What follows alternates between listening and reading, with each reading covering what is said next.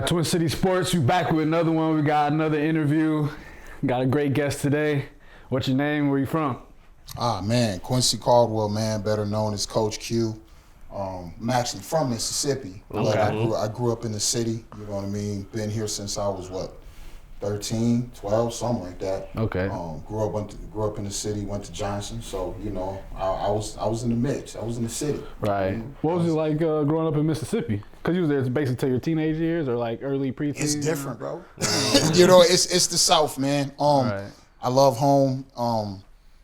The biggest thing is just the mentality, attitudes. You know, you can get your ass whooped at any given time, at any given moment. You know, like, you know how when you grow up, you hear them stories about how, like, you know, you was a kid and you was walking and the whole neighborhood could beat your ass. Mm-hmm. I come from that. You know what I mean? Like, I remember one time I got in trouble, dog. Like, you get it from that parent. The neighbor got me. Right. He got me. I got like 4 of them before I even got to the crib. Right. And then my mom and grandma got me up the same after that. Like, exactly. You grow up like that. But at the same time, too, it is different. You was outside all the time. You know what I mean? I mean, it wasn't city life. You're outside and, you know, you're playing with running and getting chased by bulls and animals. And it was wild. It's a different life, but, you know, I wouldn't change it for the world. What part of Mississippi? It's called Hazlehurst. Okay. It's literally 30 miles from Jackson off 55. You miss. It's a small town. We know because we have one Walmart. We got one Walmart. Everybody can go to that one Walmart. That's it. That's all it is. But it's home, man. And you know, it's always gonna be love for Mississippi. I'm always gonna be a Southern boy. You know, Minnesota's been good to me. You know, my mom brought me up here because she wanted me to have a better opportunity. I was good at sports. So my uncles, you know, they convinced her to bring me up here. And I came up here and, you know, I was blessed to make a name for myself in hoop and some other things. And, you know, I took it from there, went from there. You know what I'm saying? Right, no, absolutely. All right.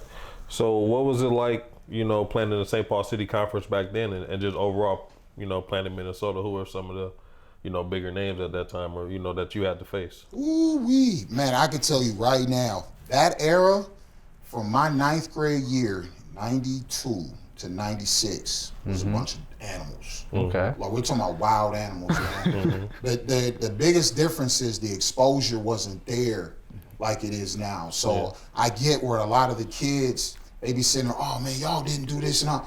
It wasn't that we didn't do it, we just didn't have the exposure. You know what I'm saying? If it wasn't for Led, you know what I'm saying, Khalid Al-Amin, shout out to Led, you know what I mean? He was the one that really kind of set the tone for everybody. You know what I mean? But, because I mean, you think about it, like, you had guys like Sam Jacobson, Khalid Al-Amin, Chris Rainey, Juwanzo Curtis was in that Highland, Ahmed Hassim, who was at Central, Gerald Ballard. Now I can go on and on. But think about Sam Jacobson, he averaged 35 at Park, Cottage Grove. Never even heard of him. Boom, white kid, mega bounce. Come to the lane, you had a problem on your hands. 35 again? He averaged 35 at Park Cottage Grove, dog. He had one D1 offer from Minnesota. That's how hard it was to get out of here at the time. Right. Led, he didn't get exposure here. He went to New York. He played for the Gauchos. That's how he got put on. Right. You know, at the time, unfortunately, there was a lot of guys who had real G. We just couldn't get the exposure, you know what I'm saying? Minneapolis or St. Paul. But, man, it was dogs, man. Like, it's so funny. It's weird, you know, I'm 48. So it's weird because everybody's friends. Like, bro, we was not friends back then. We were not friends at all. No. Like, it's funny, I went to Johnson. I'm on the east side. I never came over to Central. Farmtown, that was a no-no. Bro, I'm not going over the central side of town at all. That's 10 minutes. It didn't matter, but it was enemy territory. You know what I'm saying? Central didn't come over to Johnson. It was really about that. You know what I mean? Like, there was a real, man, I remember Kasim and Jared, they would come into Johnson, be slapping the lockers, and we would hear like, oh, okay, bet that, say no more. Like, it was a real thing, like, who was the best in the city, you know what I mean? And none of us liked the Cretan. Back then, Cretan was in the conference. Was in the conference. Nobody liked Cretan. Like, it was real wars, man. It was fun, you know. It was just battles, man. Like, real goons. Like, I remember everybody's team who had their guy. I mean, Highland had Juwanza and Ahmed. At Johnson, it was me. It was Jabari Thompson and DeMar Suggs. That was us. You had Central, it was Kasim Brothers and Jared Ballard. You know, at Cretan, you had his Gerald Gray. and you had Ben Burke, who was a baseball player. You had them two, and you had Laniel. You know, he was there. Humble, He was a monster, dog, monster. Humble, you had Joe Smith and Drizz Johnson. Everybody had 2-3 guys that could really have G. And if you couldn't play, you was gonna get exposed. Was that the year Humble won state, or they No, won a couple years? no, before that? Humble didn't go. Humble never went. They were favored Okay. when Joe Smith and Dridge were seniors. They were favored to win the conference, and they were favored to go to state out of that year. We came out of nowhere our junior year. We wasn't expected to be that good, but you know, me, DeMar, Brent Robinson, all the guys I was on the team. Shout out to the squad, man. Right. We came in, we kind of made some serious noise, and it was fun. But like, I can go back my freshman year, bro. Phil Sims, Pat Tuckweiler, bro, Steve Crenshaw, them Yeah, these Man, you got names for sure. Yeah, Bro. He was complaining about goons, Yeah. goons, and then you talking about you and people forget St. Agnes, Right. bro, with Marlon and Paco.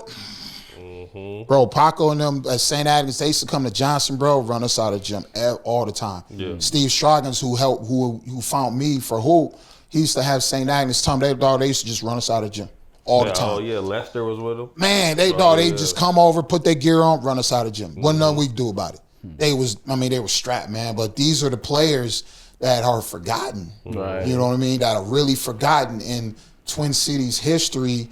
That there were straight up monsters in the city and in Minneapolis. You know, rest in peace, man. Dante Johnson went to Edison. Yeah, 30 ball. every time. Boom. He's the first player ever gave me 30. First player, bro. I will Didn't never even forget work that for day. it, huh? Never forget that day, bro. Because you know back then we would have the Twin Cities. We would have Twin Cities camp, best out of St. Paul, best out of Minneapolis. Okay. Bro, we used to be in camps, man. Dante would sit there and look at me. Yeah, that's the one I gave 30 to. I'm salty. You can't Just say nothing, can't huh? say nothing about it. You sitting there like, really, bro? I got you. You know what I mean? But that's how it was back then. You had, you know, obviously Led, but people forget that whole North team. You had Jabbar Washington. You had Ozzie, you know what I'm saying? Ozzie Lockhart, Kerry Westbury, Chris Rainey, Yeah. arguably one of I the heard he was the real one. Chris Rainey, bro, was arguably the greatest athlete over Northside on North. Arguably, people will say that Chris Rainey was an absolute terrorist. So you're talking about? I mean, I don't know if y'all, you know Ahmad Green. I heard He that played. name. He played it. He played it. He was a running back in Nebraska. Yeah. He was in front of Ahmad Green in Nebraska, bro. That's how lethal he was. 5'11", crazy bounce, super fast. Like it was the nuts, Packers? man. Yeah, that's what I was gonna say. That's Yeah, what I that remember Ahmad the Green, Packers, bro. yeah. That Ahmad Green. He was a monster. But a lot of people will forget about him. You know what I mean? But that, unfortunately, that's what it is because, you know, we don't have the phones. We don't have all the film. You know, we can't really show people how nasty and how raw it was back then. But it was the truth. And then what would you say was, in your opinion, St. Paul, Minneapolis, when it came to just sports overall back then, not just hoops, but sports overall, what city had the upper edge in like the early to mid 90s? Man, football was St. Paul. Football was St. Paul. Minneapolis would have the edge slightly in hoop because of Lid. Right. You know what I mean? And it's just being honest. You know, but it was a real rivalry. It shows in the Twin Cities game too. I ain't gonna lie. Yeah. The Twin Cities game. The Minneapolis results. is beating St. Paul. Oh, a lot, huh? Basketball. Oh yeah, bro. Like we didn't cross the river. There was no crossing. That's why it's weird. Like there was no crossing the river, dog. Yeah. We was in St. Paul. We stayed over here. Where was the runs at back in the day? Man, Conway, King Center. These St. Paul runs. Yeah. Yes, St. Paul runs. absolutely, bro. Bro, Conway, that's how I learned how to hoop. I was 14, when I was 14, 15 years old, I was 6'6". So the grown men was like, nah, you ain't playing with kids no more. So I started hooping with grown men, 15 at Conway, every Monday, right after school. I'm going to school, grab a bag.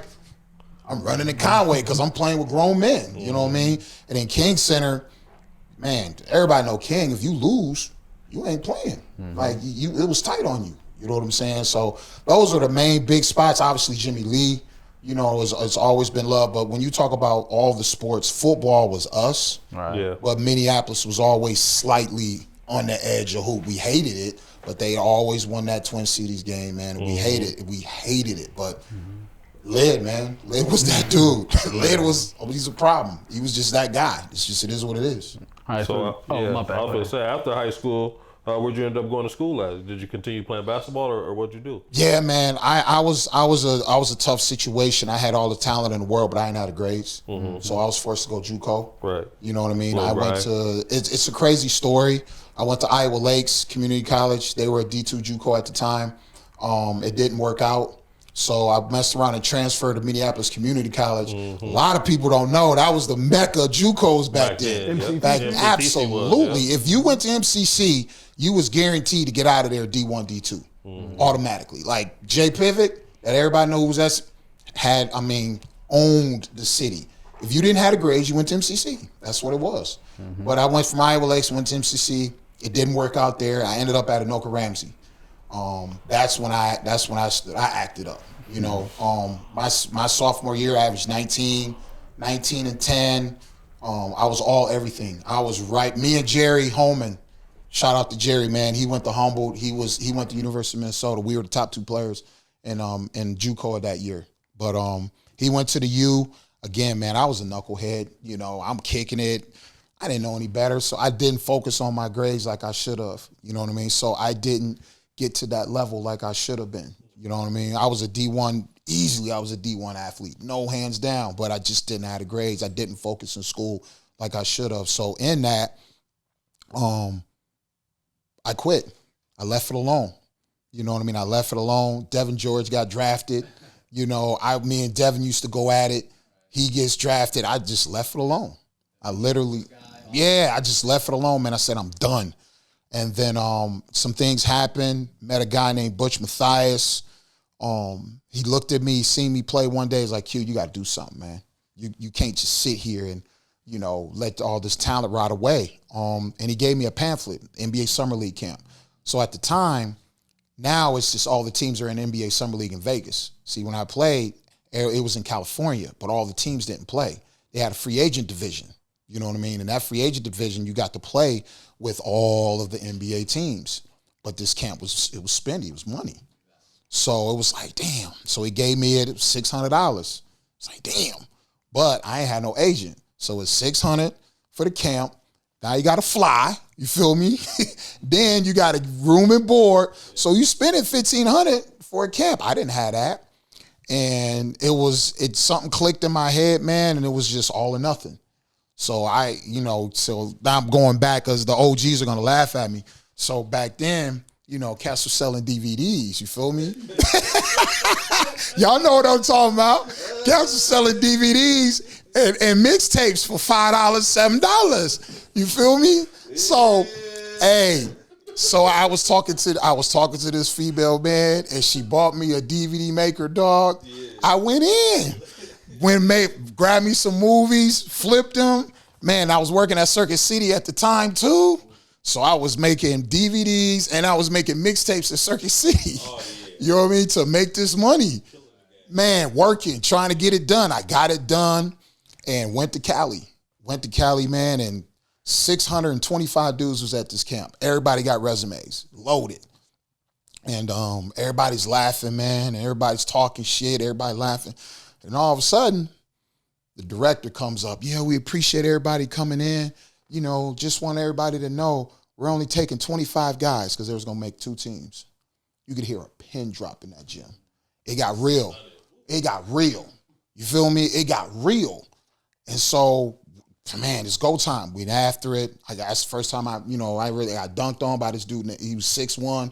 His name was Nick from Virginia. Dunked on me. Straight ugly chap. Put his forearm dead in my chest. Just, Minnesota, get out of here. You don't belong. It woke me up. Got it in, man. It came down to the last game. It was me. It was against me, against this dude named Brian Storm. He played for the Sonics. Yes. He was 6'11", strong. He said, between you and him, who's going to make it? My coach, who turned out to be my trainer, Tony Leonard, who was Vashawn Leonard's cousin. So Vashawn Leonard used to play for the Gophers. He played for the Nuggets. He played in the league like 12 years. So it was his first cousin. So he was my coach, and he just said, hey, man, I'm taking the gloves off. See, nobody knew I could shoot. Nobody knew I could dribble. I just did what was asked for me to do to get on. He took the gloves off, man. 17, 17, 9, and 8. Went nuts.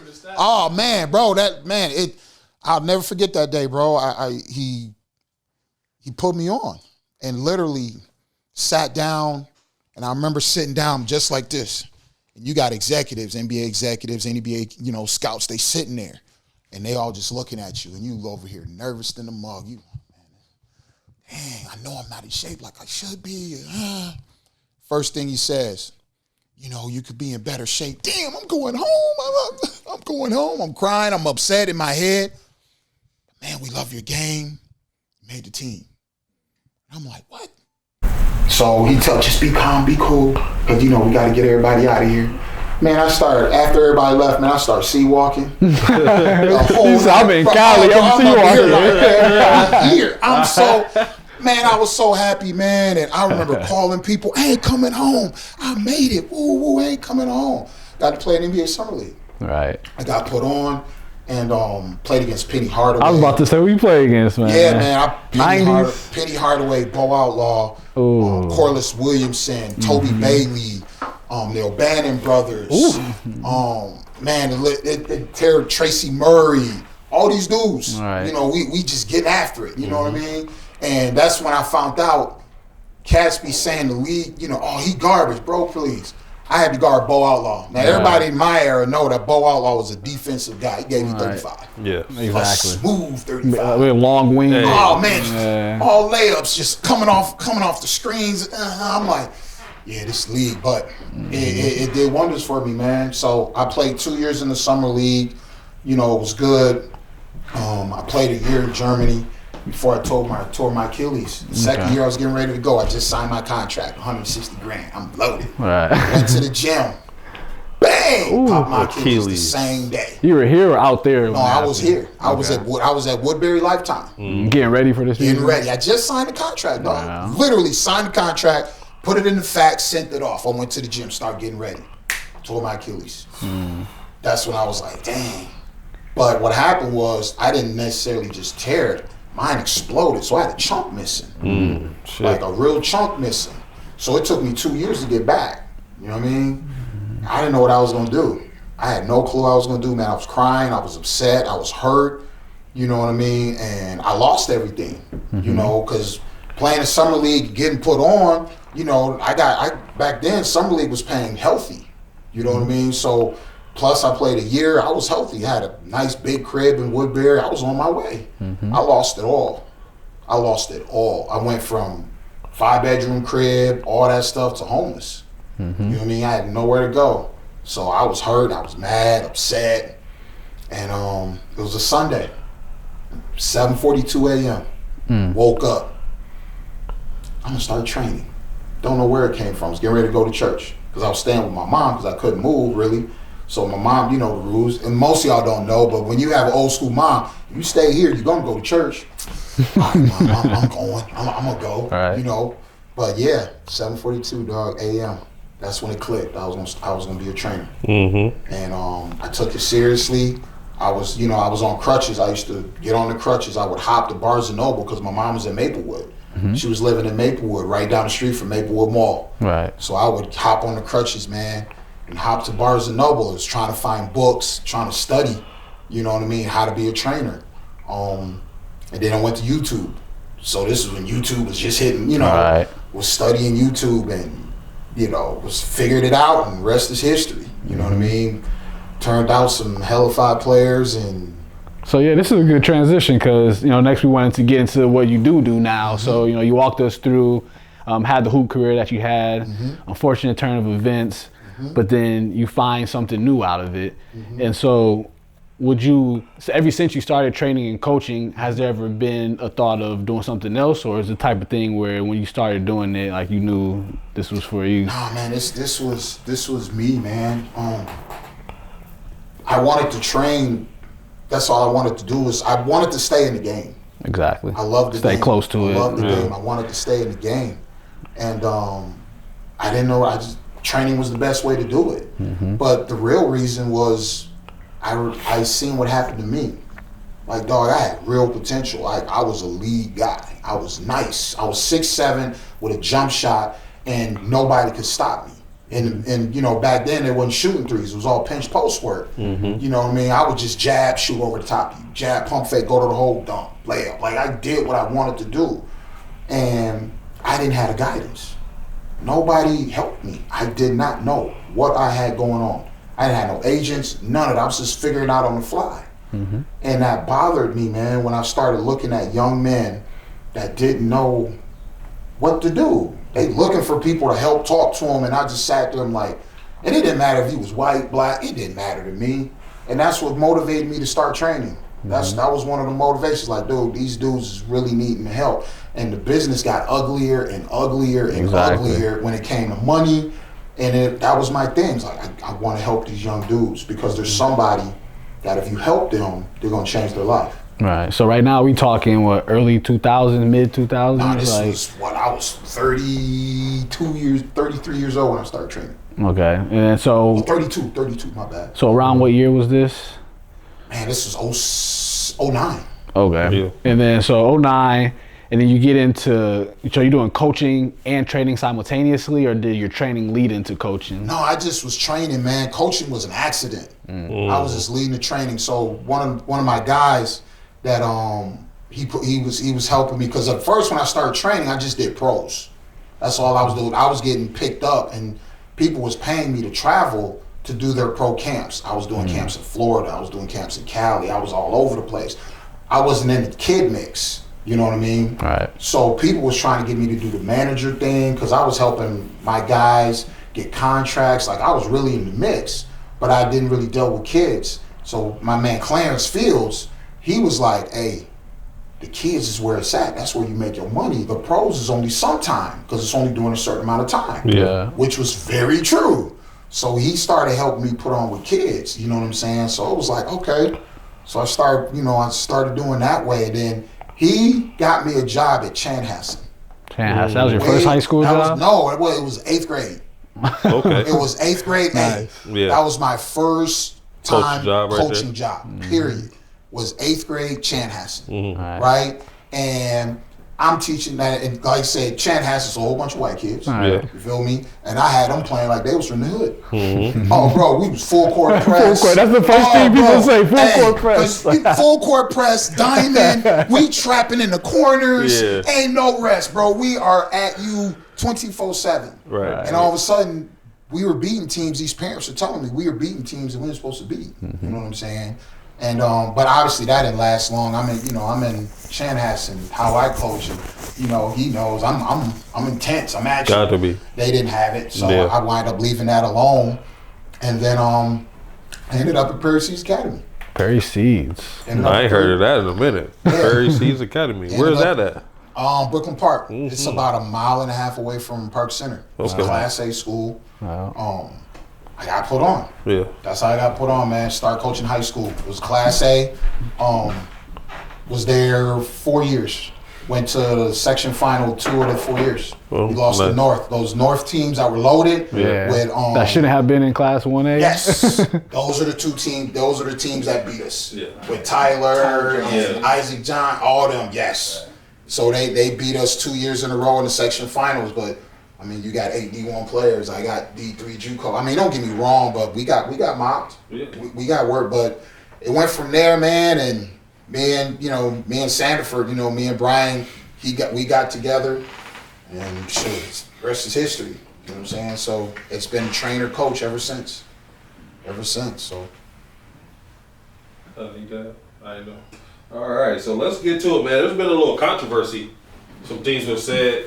We really don't know what there's really too much going on between, I guess, what's going on there over at Minnesota Prep. We know you running basketball over there. What's your role, director of basketball or president of athletic operations? Operations. So it seems like there's a little confusion or people putting things out there that may not be true. So if you want to, let people know what's going on, I guess if you know a little bit of the history, I guess, of how it started, and then what's going on with it now.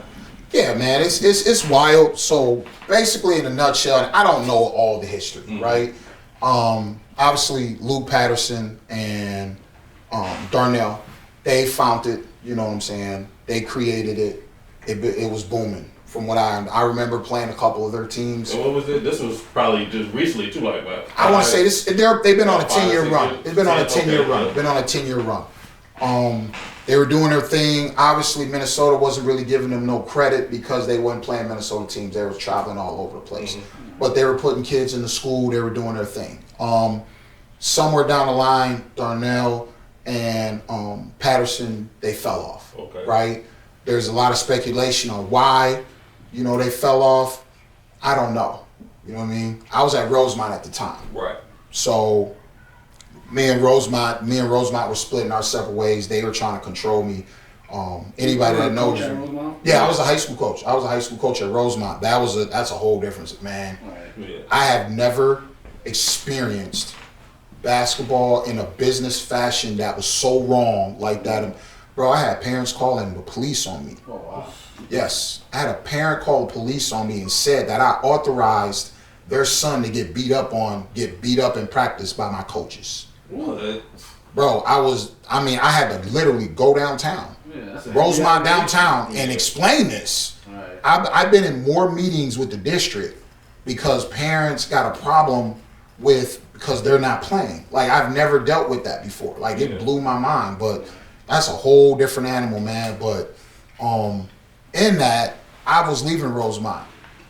Darnell's first year coming back, he was bringing Minnesota Prep back, right?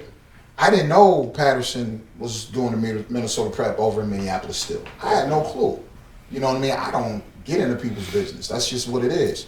So me and Darnell talked. He's like, I wanted you last year, but you already committed to Rosemont. I want you this year. I called him. He was like, absolutely, I want you. We figured it out. We made it happen, right? Easy. So I'm going to coach Minnesota Prep. It's cool.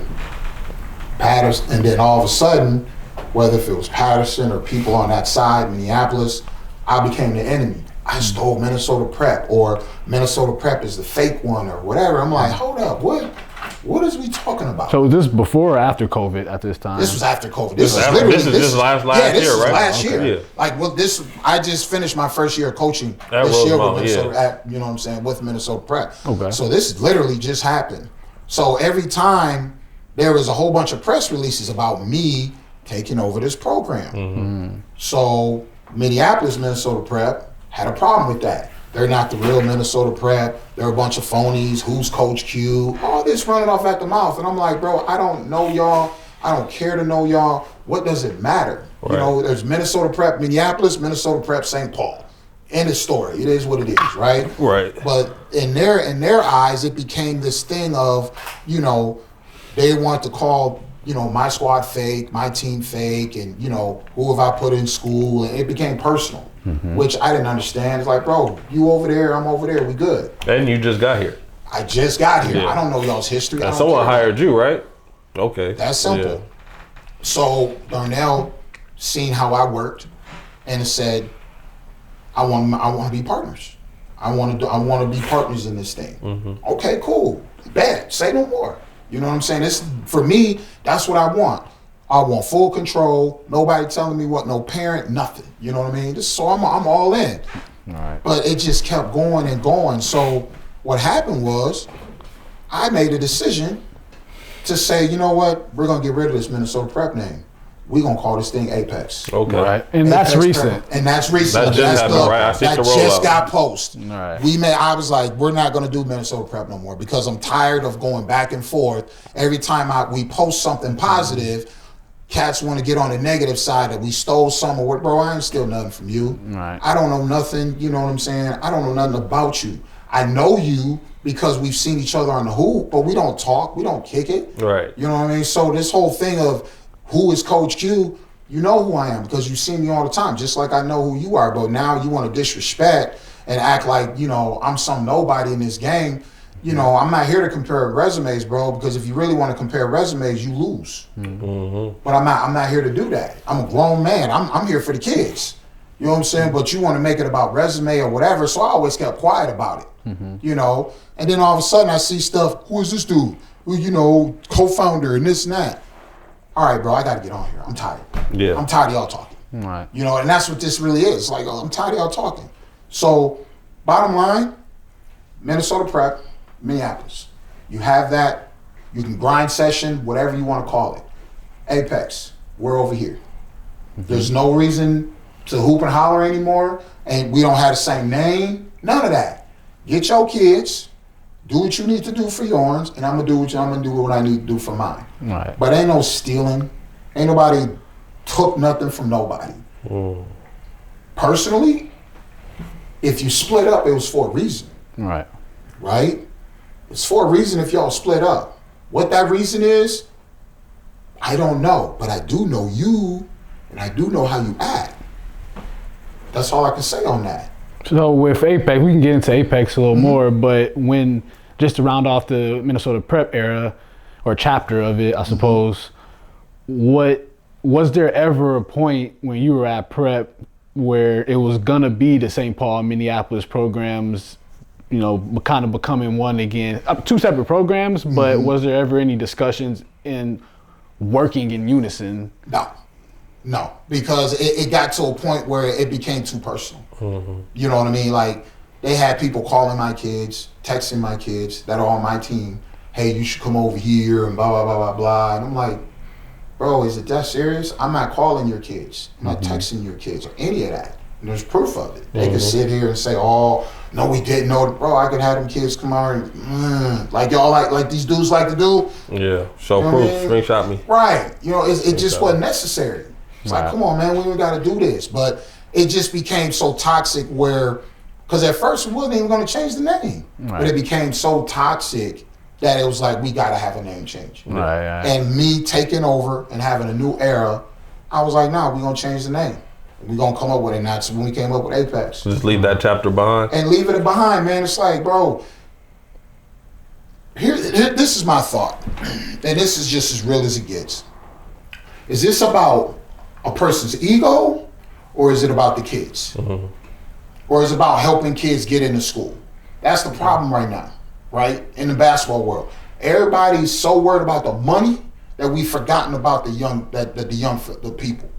These young dudes are trying to figure out how to get into school with NIL, with grown men. You got men 27 years old playing D1 basketball. You feel me? And they trying to figure out how can they get into school. And you over here worried about money. What does that say?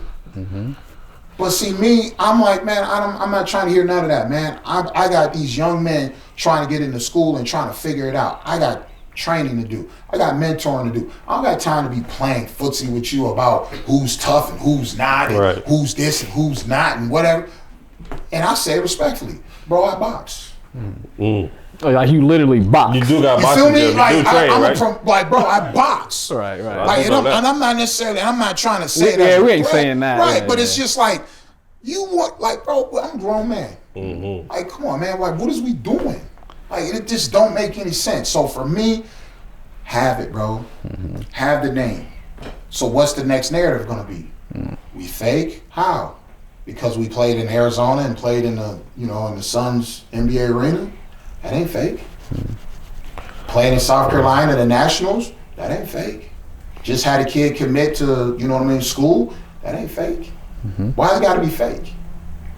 You know what I'm saying? Why can't it just be you over there, we over there? But you want to knock people, and now you want to, knock me or knock my partner or knock the kids because what? You can't even answer that. Oh, it's about the hood rules. I'm so tired of hood rules, dog. How is it about hood rules with kids? That's what I'm saying. Like, it's about the kids. We doing this, yeah, don't get me wrong. Is there money that comes with that? I'll be a fool to tell you it don't. Of course. That's just business. But at the end of the day, it's about the young men. Your son, anybody's son, they trying to get to college. They don't know how to get there. My job is to help them. Right. So why are we going back and forth? So yeah, tell us some more about Apex. So what do you guys got lined up for the future? What's the short-term goals, long-term goals? I mean, I know it's already an established program, but what are some future directions that you got going for the program? Man, it's going to get real. It's going to be a place where a lot of kids can test who they are in the outside world. Unfortunately, one of the biggest issues Minnesota has is Minnesota can't play outside of certain areas. We only can go 6 hours out. So you're going to, maybe you might get close to Chicago, right? And then maybe Iowa, places like that. But you don't get to play Atlanta unless they come up here. So these are Minnesota State high school rules. These are Minnesota State high school rules. You cannot play out. So what I'm offering at Apex is, if you're about that, right? Guess what? You get to go on a national schedule. You get to play Spire. You get to play Link. You get to play Bella Vista. All these teams that you see on TV, and you're like, yo, you're going to get an opportunity to play those guys and really see where you at. But you get to prepare yourself for school. You get to get in a real situation where you really can work on your game. You're talking about 3 workouts a day. Yeah. You know what I mean? You're really getting a chance to work. But the big thing is, you're getting educated. Right. You're getting educated on NIL. You're getting educated on how to be a young man, how to present yourself, how to talk. All that stuff matters now. So that's what Apex is about. It's not going to be about just winning or losing. Don't get me wrong. Lord knows I love to win. Yeah. But it's mainly an education for not only players, but also parents, how to get to the next level. And that's what I'm going to be offering kids. You know what I mean? So there's going to be some kids that it's meant for them, and there's going to be kids that are not, because he'll tell you, I'm a different animal. When it comes to training and when it comes to coaching, if you don't want to be coached hard, or if you don't want to become great, you're not going to want to come to my school. Because my school, I'm crazy. Straight up, huh? Straight up, I'm crazy. But you know why I'm crazy? I'm crazy to believe in you that you can go wherever you want to go. Right. Believe in you more than you believe in I'm you. crazy enough to believe that. So I gotta help you get there. You say, how many kids? Oh, I want to be a Division I ball player. I'm gonna look at you. I believe you. Are you willing to do what it takes to get there, though? See, that's where I come in, because I'm gonna show you what it takes to get there. Because I've been there. I trained D1 players. I got pros. I got them at all levels, so I know what it takes.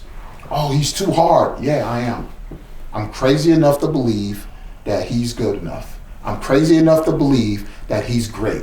I'm crazy enough to believe that I believe in what he's doing and what he's saying. So by me being that crazy, I'm crazy enough to do what needs to be done to get you where you want to go. I hear you. And that's what Apex is about. It's not about dreams. We all can dream. It's about execution. You want to be a D1 player? Fine, let's do D1 work. You just want to go to college? Fine, let's go to college. You want to be a pro? Fine, let's be a pro. A lot of people can't offer that. I can. I'm blessed to be. I've had guys like Chet Holmgren. Had guys like Jalen Suggs, Rajon Kelly, Solomon Young, Zach Lofton. I could go on and on and on. Khalid Alameen, Lamont Mack. All these dudes have come to my camps. They's been in the gym with me. Your trainer's trainer has been with me. You know what I mean? And I say it real. Rez, TVP, the twins, Peter and Kenny. You know, I can go on and on and on. You know what I mean? David Stanley, who's a goon right now in one-on-one. Bro, Stanley, I used to give that man so much torture, he'll laugh at it. Every time he would shoot the ball, I'd be like, no.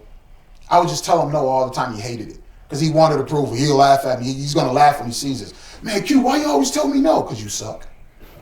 And I would just do it because I knew it just pushed him and pushed him. But I had all these guys that have been in my gym that are training. Even the great, like I said, Chet, Dane. I can go on and on and on and on. So I know what it looks like. You naming pros, man. I know what it looks like. So therefore, that's what I'm offering. Zoe died. Shout out to my boy, Zoe died at Appalachian State. Zoe come home, come out of nowhere. So coach, hey, let's get it in. But that's what it's always been with me. You know what I mean? I've never been that guy that, I put it this way. How is it I got the least followers, but I make the most money? Whole different conversation. It ain't about popularity, huh? It's a different conversation. Yeah. Right? I've been doing this 18 years. How am I still relevant? Because I know what I'm doing. Gotta be a reason. I'm not trying to brag, but I just know what I'm doing. Right. Guys are coming back because they know I know what I'm talking about. They hear that. Agents is hollering at me because I know what I'm talking about. That's what I'm offering. D1, NBA, don't matter. Whatever direction you want to go, we can get you there. The question is, are you willing to put in the work to get there? And that's what I'm offering at Apex. It's not a dream, it's execution. No. But you got to want to execute. But it's a different animal because I'm going to hold you accountable. You don't get to kick it. You don't get to hang out if you want to be a D1 player. You don't get to hang out and kick it if you want to be a pro. No. All that got to go. You got to be willing to sacrifice everything in your life, family, whatever, to get to where you want to get to. Mm-hmm. That's what this life is about. That's what the world has. That's the world is about. Oh yeah. Because it's not just sports, right? It's about life. I have to teach you what it takes to be great. There's a reason why they call it followers. Bet. There's a reason why they call it followers. Love that. I'm not hating. But there's a reason why you're a follower, because you don't know who you are and you want to see what everybody else is doing in everybody's life. Right. Yeah, no, being great is a skill, for real. Yeah. All right, we got pause right here. Sizzle, May Hoops versus, RWE. Yes, sir. I was there. I was in the building, you know what I'm saying? I seen some sketchy activity, but it is what And it is. for people who don't know, you got the Rod Wave Elite, RWE. Yeah. One of the top level programs, top level, however you want to say it, but my bad. Whatever they do, you know what I'm saying? I don't even know what it is. They just travel places, pick up kids, and then just go out there with the whatever talent they picked up and just play. It's not really no real coaching going on, but you know what I'm saying? It's still a fun experience. I ain't hating on it, my bad. I ain't saying that, but when you can just go get whatever talent kids you already know, whatever, you just really, out there having fun. I ain't, hating, but yeah, some sketchy things. They was kind of boasting themselves online. I seen a couple posts, you know what I'm saying? Then I seen you respond, you know what I'm saying? You want to talk about that game, you know what I'm saying, how it was, and then it was in Kansas City, right? Yes, sir. Okay, I was there. I'm playing. First of all, it was. You was on the bench. I was really right there. Oh man. First of all, man, it was a blast. Shout out our RWE, man. Yeah. It was a blast. For me, this is just real. I've been on the big stage when it comes to AAU. I've had a couple dogs, absolute killers that I've been blessed to coach and train. Chet Holmgren and Jalen Suggs was on the same goddamn team. Right. So I've been in Vegas where we've been in, the show of shows. Yeah. I ain't been in there in a long time. And that game was that. Right. I mean, I'm talking. It was about 3,000. That atmosphere was crazy. It was about 3,000 kids, adults. It was packed. Yeah. I mean, it was packed. It was crazy. And I'm sitting here, I'm just like, yep, it's go time. And here we are. We're small. We're not big. Dogs. Wow. All dogs. Just jungle, man. Shout out Aiden Green. Oh, man, Aiden Green. Shout out Jamil. Man, AB, BJ. Connor, I mean, just all of them boys dogs, man. Like they want all the smoke. Right. A lot of kids when they see them dudes, because we talking about Kansas State, Kansas, we talking about Power 5 guys. Man, they looking at him like food. It's my chance right It's here. time to eat. All right. So we came out and just punched them in the mouth. They was shook. Like, oh dang. I mean, we haymakers. Like, nah, bro. So that they make a run. It's a game of runs. We ain't going nowhere. That's when it got funny. So they beat us by 4 in overtime. Overtime rules, first to 4. Right, so 2 buckets. Yeah. That was overtime rules. First to 4. Not even timed. Not sudden time. death me. First, you might as well sudden death. First to 4. Okay, cool. But here's the part that's what got on my nerves, and that's when I went online with it. They didn't want real college refs. The head ref told me. They didn't want, because when you looked at all the other courts, man, them refs is laced up. They got short, they in shape, they looking like these is real D1 refs. Yeah. Man, you looked at our game, man, my man got a belly on. My man got shorts on. You know what I'm saying? Yeah. First off, in the first half, we only had 2 refs. Oh, wow. And then the second half, we had 3. It got so bad that the director, I'm looking at the director, I'm like, Mike, he's like, I got you, Q, I already know. He went to the refs and said, y'all got to start calling this thing right. It was that bad. That's embarrassing almost. Bro, it was wild. So they won. Cool. my team has become celebrities, right? I'm walking around, oh, we love how you coach, we love your team, it's all good. And then that's when y'all see me. They got online, man. Rod Wave shows out and made hoops. What? And they showing our highlights. They showing all the highlights of us. They ain't showing the other teams that they didn't beat up by 20 or whatever. You want to make it look like y'all done ran us out of the gym. I couldn't. Nah. Can't do the boys like that. Not if it was something small, I would. But the fact of we're talking about nationwide exposure, because I want to say that game, like 4 or 5 million views. Like, it was crazy. Yeah. I wasn't going, man. And that's when I got on there. It was like, y'all won. But don't try to act like y'all done just ran us out of the gym and we ain't having, I'm not having that. And they, it was a fun game. It got back to them. They responded. And I know, because you know. Right. Small world. Right, small world. But it was fun, man. I love being on that stage. I love my team I got right now. I'll take them dudes against anybody.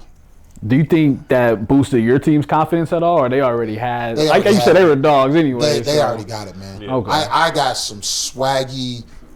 They want to smoke, bro. Yeah. I'm gonna tell you right now, and I'm calling it out. I don't care. D1 don't want no smoke. Ooh. Fury, none of them dudes don't want nothing to do with these kids, man. I'm telling you. I'm telling you. They gonna hoop and holler, because here's the hook. I'm not hating, but here's the hook. Everything is always, y'all want to kiss everybody's tail over there to get these kids over there. Bro, I got a bunch of, I'm telling you, they wild animals. Right. And there will be opportunities. But it won't happen. Yeah, we'll see. It won't happen. No doubt. Because everybody gonna protect their brands. That's the difference when we be over there with Sizzle. We don't care about we just want to play because we got to see where we at. Yeah. Right? That's why I looked at the RWE situation. I got to see where we at. You know what I found out? I got 5 D1 players on my team. Exactly. That's how That's you know. what I found out. That's how I know. But everybody else, we can't play because we're worried about the brand and we can't take loss. Exactly. I don't care about no wins and losses. It's for the kids. It's for the kids. Right. These kids want to play against each other and y'all trying to keep them away because y'all worried about a brand. Y'all don't want no smoke, man. These people love meaningless tournaments. They don't want no smoke, man. Winning them. I wish we could get that to happen. But it ain't gonna happen. Because I'm gonna tell you right now, they would lose.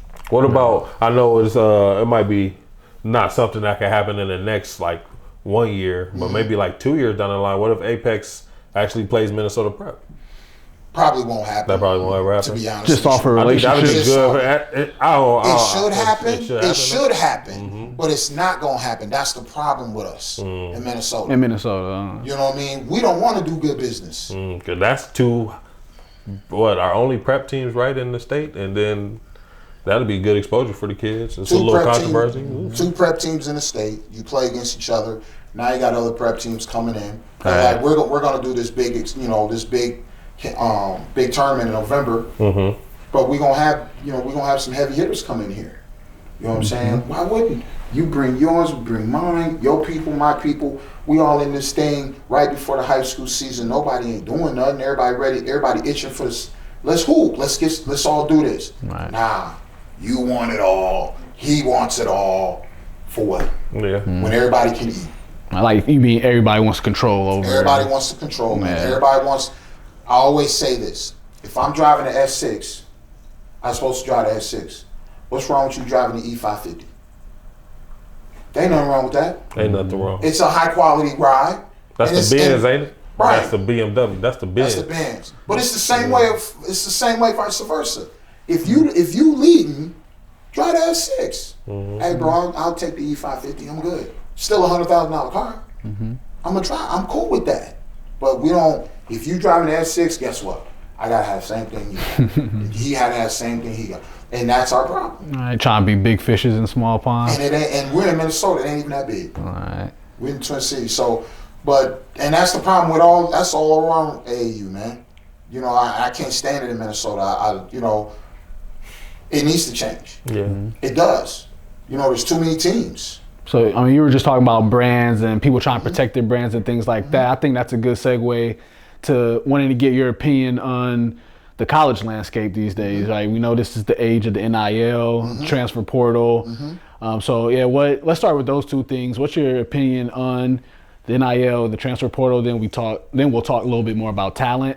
But first, let's start with NIL and transfer portal. Love the NIL. I respect the NIL. Those guys should get dollars, right? I'll be the first to admit I respect it. I'm not a fan of the millions of dollars that they're getting. Right. You know what I'm saying? There's a good and a bad side of it. Bad side is you giving this 18-year-old millions of dollars who comes from wherever they come from. Are they really educated to handle all that? So that means they're probably, some of them are not. So what does that mean? You got a lot of people in the pocket. You got a financial advisor, you got an agent, you got the handler, you got all these people in the middle. You know what I'm saying? Yeah. Running this. Is this kid really seeing all that money? Nah. So that's my problem when you get to the millions. That's just me. Right. You got too many other outside forces. Too many, yeah. Because now the problem is our financial advisor is just going to tell that kid what he needs to hear. Now he's putting Like in my his little pocket. 15%. Right. No, he ain't putting 15% because he's going to make a shell company and put that money in the shell company, but the shell company's going to be in his name. So now he's making all the money. That's diabolical, right there. But we've seen this. So if you're able to do this, think about it. If you're able to do this with KG, Clem Portis, Tim Duncan, these dudes have lost hundreds of millions of dollars. And these financial advisors have clipped them. How easy it is to clip an 18-year-old who don't know. Right. That's my part of it I don't like when you talk about the millions. But should they get paid? Absolutely. Man, you know, I'm just using Johnny Manziel. This is a known fact. Johnny Manziel made Texas A&M $700 million. That brand, Johnny Manziel's brand, made Texas A&M $700 million. That's a lot of money. And they suspended him because he took 50 grand. Right. Make it make sense, man. So I love the fact that they're getting paid. I just wish there were more guidelines to help these young men handle all this stuff and really teach them, because they're not getting taught. You know, the first thing they're doing is they're trying to live the NBA life. And that's not how you work it. College is where you kind of prepare yourself and try to move that money around or whatever. You got guys buying Maybachs, G-Wagons. No. That's just me. It's not Jay-Z told me something, man, and it was so real. He said, you should never buy it unless you can buy it twice. It made sense to me. Some of these dudes is buying things that they don't need to be buying. Right. You got a whip, but you got no plan. You got no plan how to make this money down the line. Because you might not make it to the league, so you got $3, $4, $5 million. How you gonna make this last whatever obscene amount of time? They ain't getting taught that though.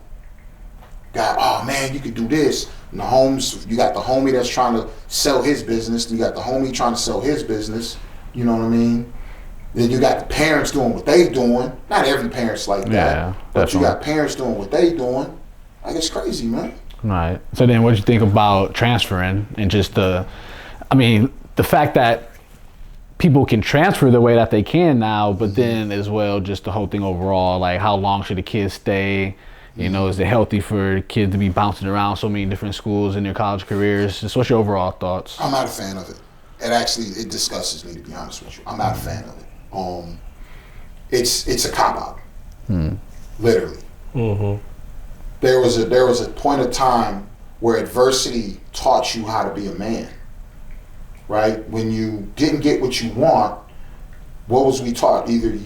People was telling you, either you gonna quit or you gonna get 10 toes, you're gonna put 10 toes down, you're gonna make somebody believe that you could do what you do. Now, it's a cop-out. Oh, this coach ain't letting me play like I wanna play. Let me move. Let me go to this school.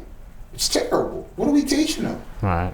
And guess what? It happens all the time. Oh man, you know, I'm gonna look for a better job. You know, they just bouncing around because we've taught them, no, sit your tail down and figure it out. Deal with that adversity. And that transfer portal, that's exactly what we've done. And now, with the NIL, it makes me even more sick. So you want to go to a school, put up your numbers, and then you want to leave. All right, take their money and then, yeah. Now, don't get me wrong, I get it. Because I'm not gonna sit here and act like I don't get it. I'm an athlete. I was a former athlete. I get it. I'm gonna leave this school. I make 90 grand. Now I have an opportunity. Like, I'm just gonna use Terrence Brown as a sample. Shout out to Terrence Brown, one of the greatest stories in Minnesota history of basketball. Yeah. Shout out to him. Right? You're talking about a kid who was nobody. Right. I mean, in North Carolina making Getting some bread. We talking about he's healthy. It ain't even played for them yet. Can I be mad at you? Absolutely not. Right. Go get your money. For real. But at the same time, for me as a person, as a trainer, as a mentor, whatever, bro, we bouncing around reaching for money. Life ain't all about money, man. There's a thing called code, morals, values. What do you stand for? What do you stand for? I just don't know if the message is getting across for these young men. Who are your top 5 athletes out of Minnesota, man? You've seen a lot of players, trained a lot of players. You witnessed a lot of greatness yourself. Man. You're a great athlete yourself, but you don't even just have to be hoopers, like you said. Top 5. Dave Winfield's number 1. Dave Winfield. Take a slightly older gentleman to say some names. Hey, man. Hey, I had to do mine. Dave, man. Look, I would say Dave Winfield. Joe Mauer. Mauer, man. Mauer was all state in 3 different sports. Going hard. Grew up in the hood. Like, I want all the smoke. Jimmy Lee. You mean? Shout out my boy Joe, man. Man, Joe was a problem. Right there playing for Pops growing up. Man. You know, for me, those other 3, man, that's close.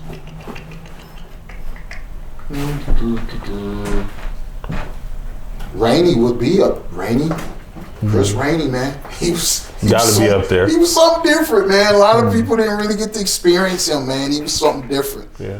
That's 3. And I would put Jalen. Yeah. Jalen, and I'm not saying it because of a homer. 4 and 5, no. You know what I mean? 4 and 5. When I look at that resume and what Jalen did whatever he wanted to do. Man, look, Mr. Basketball and Mr. Football. Man. That's tough. I would say Jalen, and that 5th one, man, would be that's a tough one, man. That 5th one's hard. Best athlete. Yeah, we love to put people on the spot. Yeah, we love to hear the history. I'm trying to figure out that 5th one, man. We love to hear the history. There's a couple names that are like, because the problem that I'm thinking in my head that it's not just basketball, because there's so many of them. Because when I think of size and what they are able to do, you know what I mean? Like, you talking about, like Calvin Hill. See, I don't know about Calvin. Nah, I don't. Minneapolis South. I heard that name, yeah. Bro, mega bounce. Stupid bounce. Larry Smith, stupid bounce.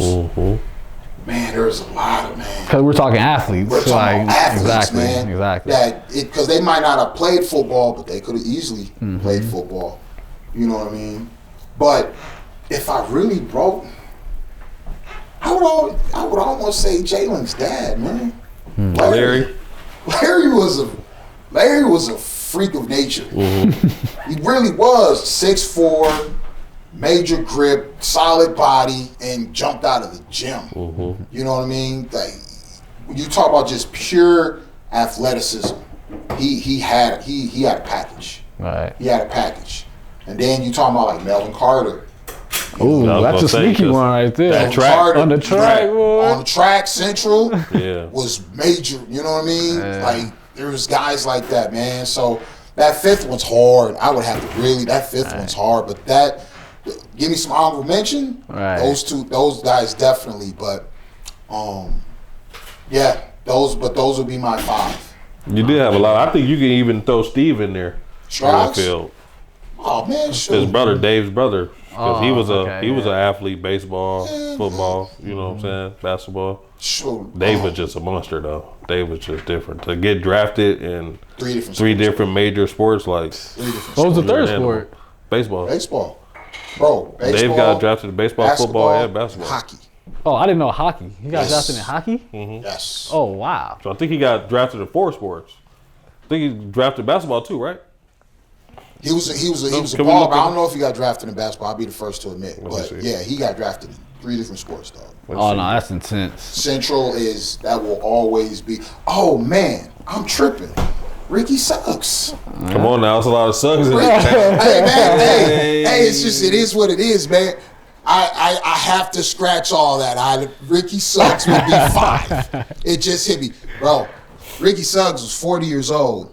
Yep. Walking into the pro-am would give you 40 and leave. Yep. At 40 years old. At 40. And a dunk on you still. Jumping out vertical at 40 years old. Yeah. Just and give you 40 and go home. Right. Okay, but I want to clear up Dave real quick. So he got drafted by the MLB, San Diego Padres. He got drafted by both NBA and ABA, and then the NFL by the Minnesota Vikings. NFL. Okay. There we So go. those are the 3 sports: Nice. Crazy. baseball, football, and basketball. Crazy. Athlete. So we wanted to ask you, and we kind of got away from it with the college question about what you think of today's talent, you know, compared to the past. But we want you to answer, since you're a trainer, you've seen a lot of different pros, you've played against pros, so you know what it takes. You got the eye, basically. So 2 things, kind of a 2-part question. What are your green flags? So the good things that you like to see in young basketball players in particular.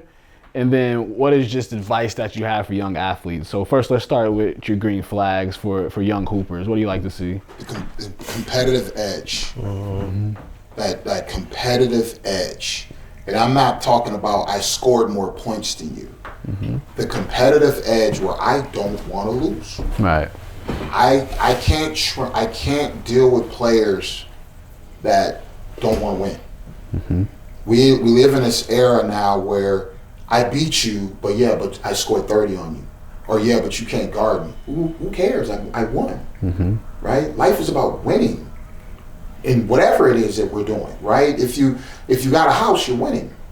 Right? If you got a nice car, you're winning. Whatever it is that you have, you're winning. So this thing of it's okay to lose, it blows my mind. I can't deal with it. So that's the number one thing. Like, you gotta have a competitive nature where you compete. You want to be better every single day. Do you want to be the best version of yourself? And you got to compete to do that in everything you do. That's the number one thing I look for. I don't care if you can shoot. I don't care if you can dribble. That stuff easy. That's just time. Right. But are you willing to compete with yourself and compete against others where you're not afraid of the moment and I'm not backing down because it's whoever it is. Yeah. No, that's the number one thing for me. What about like a second or third thing you like to see as well? To be honest, there is no second or third. Just get to it. Yeah, just be a straight dog, up right? because all of that, because all the other things that I could mention comes back to that competitive nature. Yeah. You know what I mean? Like, we live in this era where everybody is woo from such and such. Man, I've heard AAU, man, and kids be like, oh, that's such and such. So? Right. Yeah. Give him 30. You already beat because you glorifying another. Are you kidding me? Exactly. You know, like, no. I just, so for me, I'm not saying you're going to win or you're not, but you got to show me. See, that's why I love this team I got. You got to show them. Yeah. They got to show them. Aiden Green, shout out to Aiden Green, man. Major point guard. Best top point guard in the state of Minnesota. I'll tell you that straight up. He don't care who you are. You got to show him. Right. And the problem is, not only you got to show him, he's going to show you who he is. That's what I want. Right. Kids like him that always want to compete because they got something to prove. So is that what you would tell young hoopers? Get a competitive edge? And a jumper? No, I'm just A kidding. little drive? Man, what I'm going to tell young hoopers,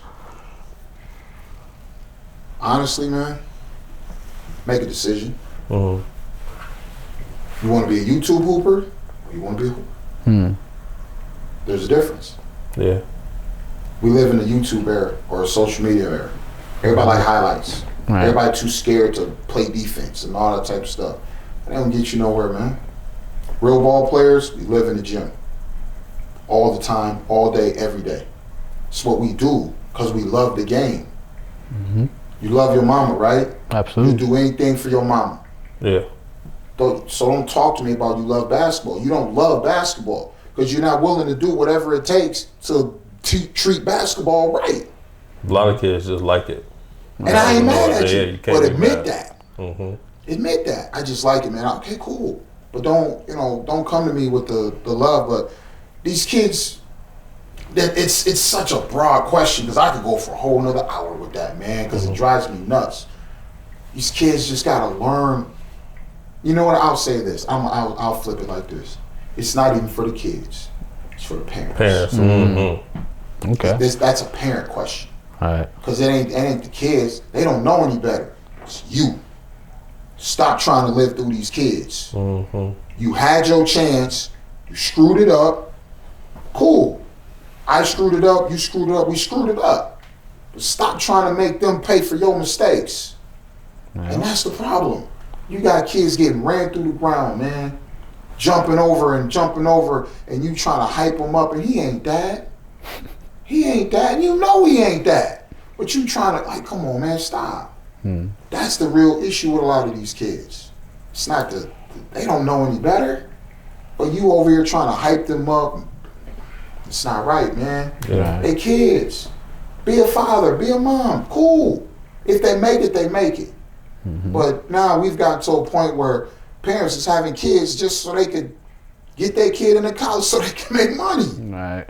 We at that point now. All utility. Oh, for sure. We ain't. I don't want to have a kid because I want to be a mom and dad. I'm making an investment. Hey, come here. You 6'10". I'm 5'11". You 6'10". Let's get this kid because we gonna be able to make this bread. I didn't make it. You didn't make it. We gonna make this bread because we gonna make this kid 6'11", and he just gonna. You definitely have to stop living through the kids. You know what I mean? Like, just enjoy being parents, man. That's the biggest issue. That's one of the top issues. I wasn't gonna say the biggest. I'll take that back. But that's one of the top issues with these young men. When you say what they need to do and give advice, it's hard to give advice when the parent's screaming, telling them also, go score. He can't score, bro. Exactly. You can't get past now one person. And you talking about go get it. Yeah. No, bro. You know what it looks like. Swing it. Yeah. But like I said, that's a whole nother Tell conversation. them to set man. a screen. No, honestly, some wise words from a wise man. And we appreciate you coming through. A lot of knowledge imparted here. Got some good opinions, some good takes. Got clear the air on a couple things. So that was good. And just want to know, you got any last words before we pop out of here? Ah, man. Any shout outs, man, last words. Man, I appreciate y'all for having me, man. It took y'all long enough. I've been telling how y'all gonna have an OG. I've been doing this for, you got all these young cats and you ain't had the OG on, but nah. Yeah, no. But nah, man, I just appreciate y'all having me, man. And shout out to everybody. There's really nobody in specific on the shout outs, man. It's the city, bro. Love the city. I will always appreciate the state. Just my biggest thing, everybody, go get it. Yeah. Go get it, man. I love what y'all doing. I remember y'all's first episode, watching it, you know what I mean? It was like, okay, I feel it, but you stuck with it. Yeah. And it's growing and growing and growing. You go from a couple hundred people or a couple people watching to 30,000 views. Like, that's what it's all about for me. Yeah. So it's mainly shout out to y'all, man. It's a platform where people get to know people, they get to experience, interviews and stuff And we get like to hear that. the history. Like, you brought up names. Exactly. Oh, my bad. Yeah, go ahead. Brought up So names. yeah, so it's all good, man. It's just love. Everybody, man, just go get it. Go get it. And some of y'all other, man, keep my name out of your mouth, dog. Straight up. Coach Like, Q, you know what I'm baby. saying? Oh, babies.